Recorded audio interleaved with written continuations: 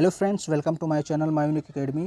Friends, हम लोग पढ़ रहे थे pride and prejudice novel written by Jane Austen. तो इसको हम लोग पढ़ रहे थे। इसमें जो है आज हम लोग को 43 चैप्टर पढ़ना है और इसके पहले के सारे चैप्टर्स मैंने पढ़ा दिए हैं। सीक्वेंस से प्लेलिस्ट में सारे चैप्टर्स पढ़े हुए हैं यूट्यूब पर हमारे चैनल पर, उसको आप जा करके देख सकते हैं। कहानी आपको मालूम होगी। हम लोग आगे की शुरुआत करते हैं। पिछले वीडियो में हम लोगों ने बात किया था कि जो एलिजाबेथ है वो कहाँ जाने वाली थी, एक ट्रिप पर डर्बीशायर, और फिर डर्बीशायर गई तो उसके आगे वो पेम्बरले भी गई, वहाँ भी उसने मज़े लिए। तो वहीं से कहानी शुरू होती है। At first Elizabeth was a little apprehensive, यानी कि पहले तो वो थोड़ी सी सहमी हुई थी, डरी डरी सी थी। एट फर्स्ट पहले Elizabeth was a little apprehensive, Elizabeth थोड़ा डरी हुई थी, सहमी थी। वाइल वॉचिंग पेम्बरले, पेम्बरले को देखते हुए, यानी पेम्बरले को देखते हुए थोड़ा सा डरी डरी थी। उसको मतलब एक डर सता रहा था कि कहीं डार्सी या कोई ऐसा व्यक्ति ना मिल जाए जिससे वो मिलना नहीं चाहती है। हालांकि डार्सी की फैमिली चली गई थी वहाँ से, लेकिन आगे देखिए होता है क्या। But soon she felt greatly excited, लेकिन शीघ्र ही वो उत्साह से भर गई, वो एक्साइटेड हो गई। यानी पहले डरी डरी थी, लेकिन जब वो वहाँ की छटाओं को देखती है, प्राकृतिक दृश्य को देखती है तो खुश हो गई, उत्साहित हो गई। She had never seen a place, उसने ऐसा स्थान नहीं देखा था विद मोर नेचुरल ब्यूटी, जहाँ पर पूरी प्राकृतिक सुंदरता भरी हुई है। एंड शी फेल्ट दैट, उसने महसूस किया, to be mistress of the Pemberley, कि पेम्बरले की मिस्ट्रेस होना यानी मालकिन होना, वाज वर्थ एम्बिशन, एक बहुत ही बड़ी महत्वाकांक्षी योजना है। यानी उसे लगा कि अगर काश में पेम्बरले की मालकिन होती तो मन कहता जब जहाँ घूमती, यानी उसने कहा पेम्बरले की मालकिन होना बहुत बड़ा एम्बिशन है, महत्वाकांक्षा है। मिस्ट्रेस का मतलब मालकिन। The rooms of the house were less extensive, यानी कि जो घर के रूम्स थे, कमरे थे, वो लेस एक्सटेंसिव थे, मतलब बहुत ज़्यादा बड़े नहीं थे। लेस एक्सटेंसिव का मतलब छोटे से बड़े थे। छोटे से बड़े होने का मतलब कम बड़े थे, बहुत बड़े बड़े नहीं थे। लेस का मतलब कम और एक्सटेंसिव का मतलब बड़े, तो मतलब कम बड़े थे। बट मोर एलिगेंट, लेकिन अधिक शानदार थे। Than those at Rosings, Rosings की अपेक्षा, यानी रोजिंग्स में जहाँ पे एलिजाबेथ पहले गई हुई थी वहाँ के कमरों की अपेक्षा यहाँ के कमरे, यानी कि पेम्बरले के कमरे काफ़ी ज़्यादा शानदार थे। हालांकि बहुत ज़्यादा बड़े नहीं थे, फिर भी शानदार थे। The Windows opened towards the beautiful natural view, Windows open, खिड़कियाँ खुलती थीं, टुवर्ड्स की ओर, ब्यूटीफुल नेचुरल व्यू, सुंदर प्राकृतिक दृश्यों की ओर। यानी कि खिड़कियाँ किधर खुलती थी, जिधर सुंदर प्राकृतिक दृश्य हैं उस ओर खिड़कियाँ खुलती थीं।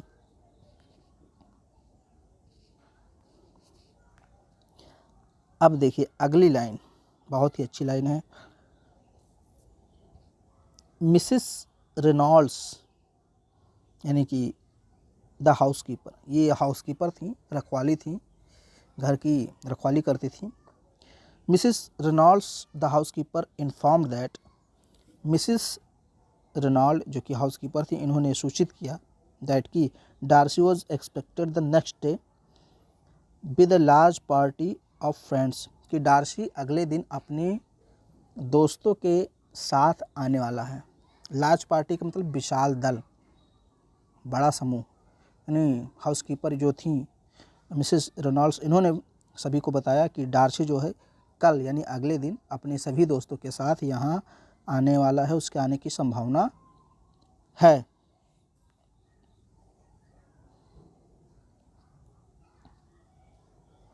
फिर आगे देखिए,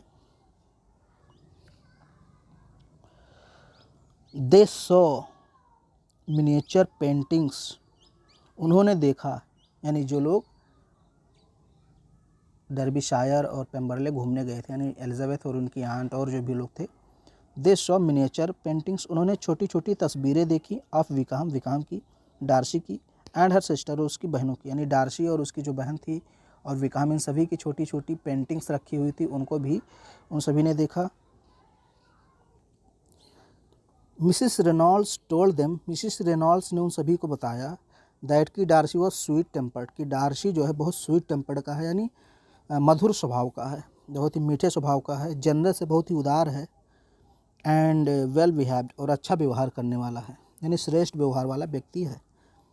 शी सेड दैट, उसने कहा कि he was suppose to be proud, कि उसको घमंडी माना जाता है, बिकॉज, इसलिए क्योंकि, he did not talk very much, क्योंकि वो ज़्यादा बातें नहीं करता है, लाइक अदर यंग मैन, अन्य नौयुवकों की तरह। यानी कि मिसेस रेनॉल्ड्स ने सभी को बताया कि डार्सी बहुत अच्छा है, बहुत अच्छे स्वभाव का है, उसका व्यवहार भी अच्छा है, और उसको लोग घमंडी इसलिए मानते हैं क्योंकि वो ज़्यादा बातें नहीं करता है अन्य लोगों की तरह। शी एडेड दैट, उसने आगे कहा कि he was a good master, वो एक अच्छा मास्टर है। मास्टर का मतलब मालिक। ए जेंटल लैंडलॉर्ड, और एक अच्छा ज़मींदार है। एंड ए डिवोटेड ब्रदर, और एक अच्छा भाई है, यानी स्नेही प्यार करने वाला भाई है।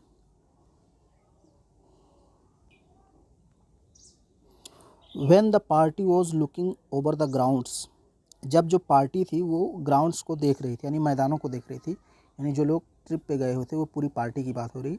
तो जब वो मैदानों को देख रही थी, दे मेट डार्सी, तो वे डार्सी से मिल गए। अनएक्सपेक्टेडली मतलब अचानक। Darcy himself was greatly surprised to see them, Darcy भी उन लोग को देखकर सरप्राइज हो गया। यानी कि जब लोग मैदानों को देख रहे थे तो अकस्मात डार्सी से भेंट हो गई और वे सभी चौंक गए। डार्सी ने भी जब उन सभी को देखा तो वो भी अचंभित हो गया।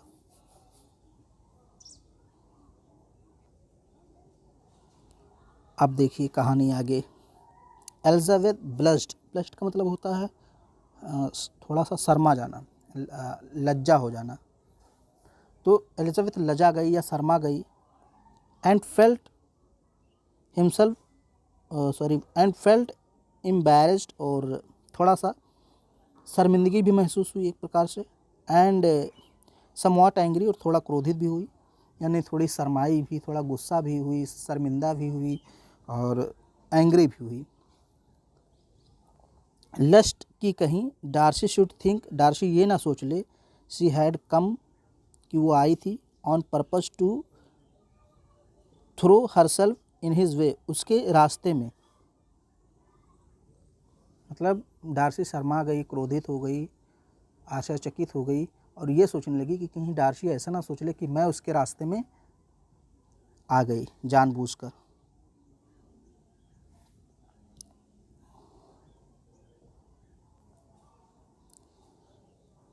शी थॉट, उसने सोचा, हर कमिंग देयर, कि उसका वहाँ पर आना,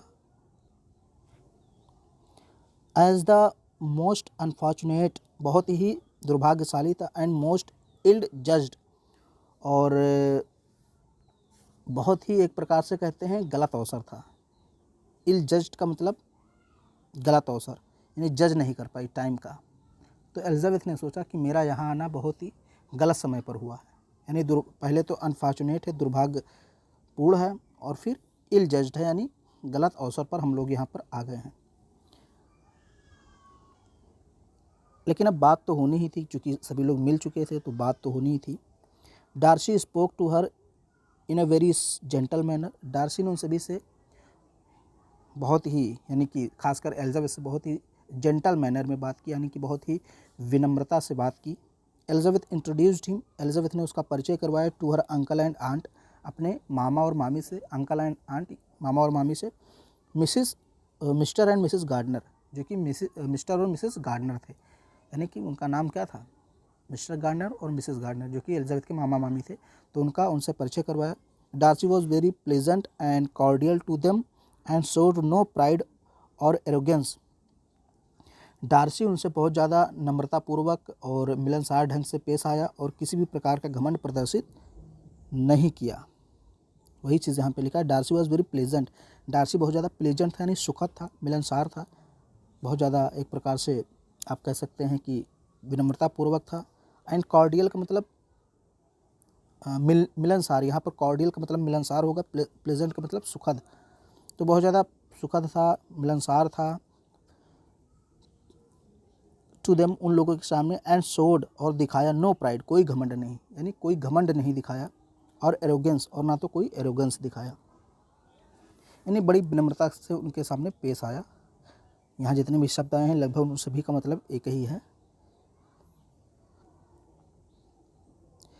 ही इन्वाइटेड मिस्टर गार्डनर, उसने मिस्टर गार्डनर को निमंत्रित किया, to fish in his ponds, अपने तालाब में मछली पकड़ने का। यानी डार्सी ने एलिजाबेथ के मामा से कहा कि आप हमारे तालाबों में मछली पकड़ सकते हैं। एंड आस्क्ड एलिजाबेथ, और एलिजाबेथ से कहा to introduce his sister to her relatives, यानी एलिजाबेथ से कहा कि वह उसकी बहन का परिचय अपने रिश्तेदारों से करवाए। यानी चूँकि एलिजाबेथ ने डार्सी का परिचय तो करवा दिया था, लेकिन उसकी जो बहन थी डार्सी की, अभी उसका परिचय नहीं करवाया था। तो डार्सी ने कहा कि तुम मेरी बहन का भी परिचय अपने रिश्तेदारों से करवाओ। Elizabeth was quite surprised at his all together changed behaviour. Elizabeth जो थी वो आप कह सकते हैं एकदम चकित रह गई डार्सी के इस बदले हुए व्यवहार को देख करके। वही चीज़ यहाँ पे लिखा है, Elizabeth was quite surprised, Elizabeth एकदम सरप्राइज हो गई, एकदम अचंभित हो गई, at his all together changed behaviour, उसके एकदम चेंज बिहेवियर पर, यानी एकदम से वो बदल गया था, तो उसके इस बिहेवियर पर आश्चर्यचकित हो गई। शी कुड नॉट थिंक, वो सोच नहीं सकी, दैट कि Darcy had changed himself, Darcy ने स्वयं को चेंज कर लिया, for her sake as he still loved her, for her sake, उसके लिए जिसे वह अब भी प्यार करता है। यानी कि एलिजाबेथ ने सोचा कि उसने शायद मेरे लिए, जिसको वो अभी भी प्यार करता है, अपने आप को चेंज कर लिया है। यही एलिजाबेथ ने सोचा कि मेरे लिए चेंज क्या होगा। द गार्डनर्स, सॉरी इसके आगे, व्हेन दे लेफ्ट पेम्बरले, जब वे पेम्बरले को छोड़ते हैं, यानी पेम्बरले से जब रवाना होते हैं, द गार्डनर्स आस्क्ड, तो गार्डनर्स ने पूछा, यानी उसके मामी मामा ने पूछा एलिजाबेथ से, why she had describe Darcy as proud, कि डार्सी को उसने घमंडी क्यों कहा था। उसके मामी मामा ने पूछा एलिजाबेथ से कि तुमने तो कहा था डार्सी घमंडी है, क्यों कहा था। But they still wondered why he had treated Wickham so cruelty, लेकिन वे अभी भी ये मानते थे कि उनका ये विचार था कि विकाम के साथ डार्सी ने इतना बुरा व्यवहार क्यों किया है। मतलब उसके मामी मामा जब मिले डार्सी से, तो वो उनको भी लगा कि ये डार्सी घमंडी तो नहीं है। तो उसने एलिजाबेथ से पूछा भी उन्होंने कि तुमने कहा था कि मतलब डार्सी जो घमंडी है, क्यों कहा था। लेकिन हालांकि वे अभी भी ये सोचते थे कि जो है कि डार्सी ने विकाम के साथ इतना बुरा व्यवहार क्यों किया है।